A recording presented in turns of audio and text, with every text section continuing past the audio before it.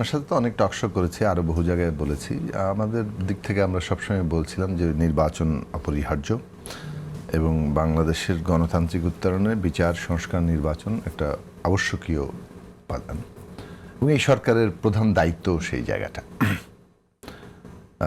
সেই ক্ষেত্রে সরকার যদিও অন্তর্বর্তী সরকার দেশের সামগ্রিক দেশ পরিচালনা প্রাত্যহিক যে অনেকগুলো জায়গায় তাদের বিষয় নিয়ে আমরা সমালোচনা করি, অনেক জায়গায় তাদের সীমাবদ্ধতা, ব্যর্থতা, এমনকি তারা যে কাজগুলো করাটা খুব তাদের কাছে প্রত্যাশিত ছিল সেগুলো তারা করতে পারেনি। তবে বিচার, সংস্কার, নির্বাচনের ক্ষেত্রে তারা মোটা দাগের যে রোড ম্যাপ সেটা এখন পর্যন্ত চালিয়ে যাচ্ছেন এবং অবশেষে আজকে নির্বাচনের তারিখও ঘোষিত হলো এবং নির্বাচন ছাড়া অন্য কোনো বিকল্প নেই।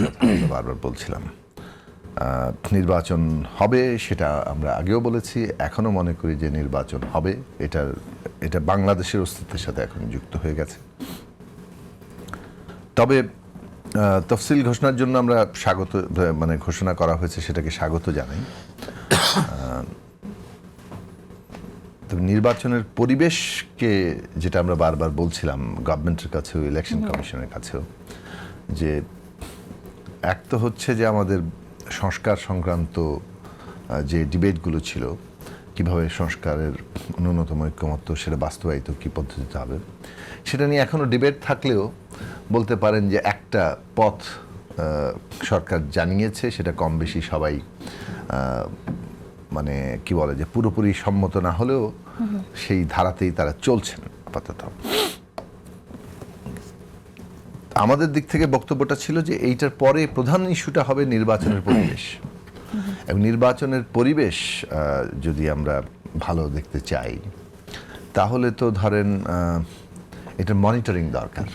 যেমন উদাহরণ দিই, গতকালকেই আমরা দেখেছি যে আমাদের গণতন্ত্র মঞ্চের শরিক দল জেএসডি, তার সিনিয়র সহসভাপতি তানিয়া রব, তিনি তার রামগতিতে নির্বাচন জনসংযোগ করছেন, সমাবেশ করেছেন। সেখান থেকে ফেরার পথে রাত দুদিন আগে তার সমাবেশে হামলা হয়েছে, তিনি সেই আহতদের দেখতে গেছেন। সেখান থেকে এখন ফেরার পথে তার গাড়ি ভরে গতকালকে আবার হামলা হয়েছে।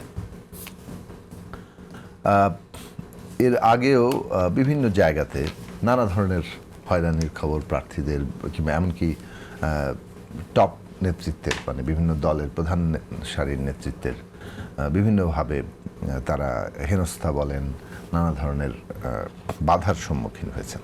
তো এই ঘটনাগুলো স্থানীয় পর্যায়ে ঘটছে এবং আমরা দেখতে পাচ্ছি যে অনেক দলেরই আসলে কেন্দ্রীয়ভাবে অতটা নিয়ন্ত্রণ খুব শক্তিশালী না, কিংবা তারা সময় মতো এইসব বিষয়গুলো যোগাযোগ ও সমন্বয় করতে পারছেন না। সেই কারণে আমরা অনেকদিন ধরে বলছিলাম, এখনও আবার বলি, যে সরকার, নির্বাচন কমিশন এবং রাজনৈতিক দলগুলোর প্রতিনিধি নিয়ে একটা নির্বাচনের পরিবেশ মনিটরিং কমিটি করা দরকার, যেখানে আমরা হয়তো এই ধরনের ইনসিডেন্টগুলো নিয়ে আলোচনা করতে পারবো এবং সেখান থেকে একটা প্রতিকারের ব্যবস্থাও সেটা হবে।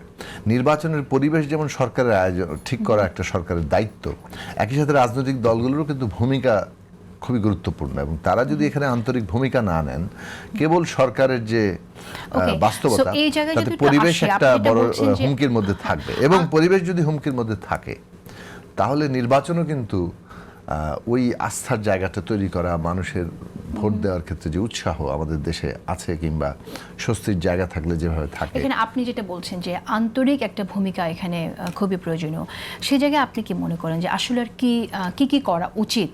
বিএনপির কথায় যদি আমরা নিয়ে আসি, আমার মনে হয় যে আপনি বিএনপির কথা এখানে বলছেন যে বিএনপির একা বিষয় না তো এটা। আপনি যে উদাহরণগুলো টানলেন সেই উদাহরণ দিয়ে যদি আমরা নিয়ে আসি, যে গাড়ি বহরে হামলা করা বা হেনস্থা করার যে কথাগুলো আপনি বলছেন, সেখানে তো দু একটা উদাহরণ এরকম আছে, এর আগেও হয়েছে। তো আমরা বিএনপির কোনো নেতাকে যখন এই বিষয়ে প্রশ্ন করি, আমরা তো তাদের উদ্যোগগুলোর কথা শুনে যে নেতাকর্মীদের তারা বলে দিচ্ছেন, কিন্তু তারপরও আমরা দেখছি যে ঘটনাগুলো ঘটে গেছে। আপনার কাছে কি মনে হয় যে আসলে না, যখন এটা একটা কম্বাইন, আমি বলছি দেখুন, এটা নিশ্চয়ই বিএনপির হাইকমান্ডের নির্দেশে একটা জিনিস হচ্ছে না, রাইট?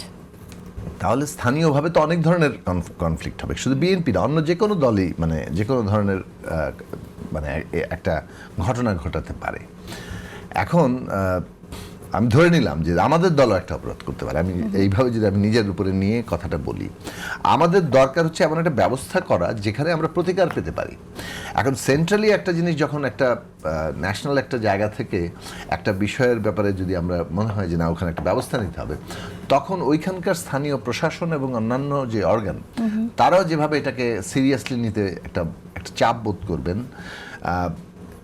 এটা যদি কোনো কেন্দ্রীয়ভাবে কোনো ইনস্ট্রাকশন না যায়, লোকালি অনেকগুলো বিবেচনা কাজ করে, প্রশাসনও ঠিক মতো কাজ করে না। প্রশাসনের হিসাব হচ্ছে যে আচ্ছা অনেক রকম ইকুয়েশন কাজ করে, নেক্সট গভর্নমেন্ট কে হবে, তারা কিভাবে কার প্রীতিভাজন হবে অথবা বিরাগ ভাজন হবেন, মানে সেই ইকুয়েশনের অনেকগুলো বিষয় কাজ করে। তো এই জায়গাগুলো তো এমন কিছু না যে নতুন কিছু আমি বলছি, এটা আমাদের দেশে নির্বাচন যারা করেছেন সবাই এগুলো জানেন।